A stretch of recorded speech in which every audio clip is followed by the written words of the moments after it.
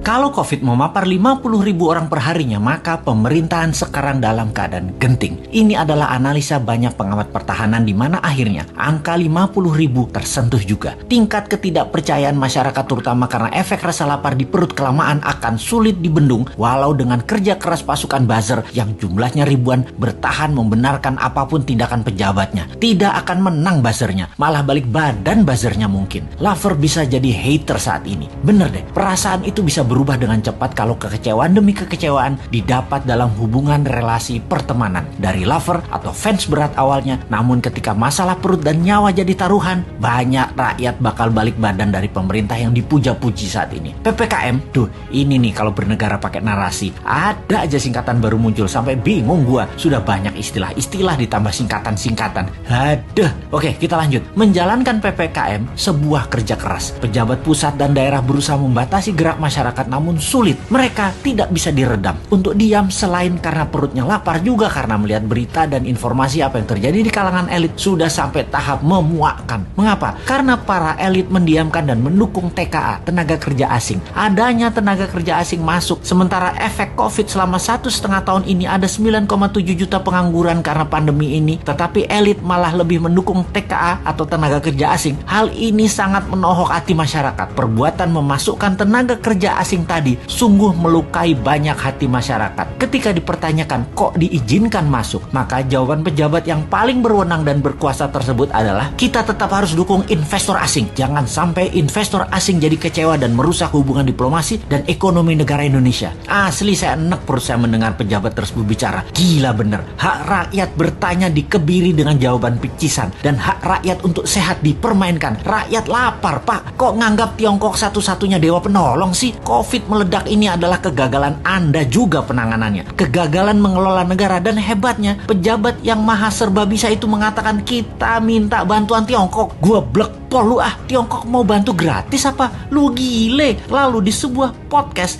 jawaban Anda pedagang bener deh. Asli Anda ini pedagang. Gua pikir lu negarawan. Kok bisa yang maha baik di pucuk pimpinan masih menggunakan orang seperti begini? Ampun Gusti. Ujian apa bangsa ini sampai diberikan dan mendapat pemimpin dan pejabat model begini? Wahai Tuhan yang maha membalikkan hati, sudahilah hati mereka yang tersangkut karena kesederhanaan pencitraan, menjadi mereka mendapat melihat dari sisi yang lain. Dan ingatkan kepada dirinya bahwa selama ini ketika rakyat membelanya bukan berarti selamanya membela dirinya. Kalau nggak amanah, kalau hanya dia lagi yang diuntungkan, kalau pajak makin tinggi, kalau makan makin mahal, kalau kesehatan makin memburuk, ketika ketidakamanan terbukti dan yang tadinya mendukung memberikan amanah ke Anda, mereka punya hak mengambilnya kembali. Jangan marah dan kecewa wahai para pejabat yang terpilih. Anda menentukan jalan hidup Anda sendiri. Manusia menulis sejarah hidupnya sendiri. Begitu juga Anda para pejabat. Sejarah apa yang mau kalian tulis atas jalan hidup Anda kelak dikenal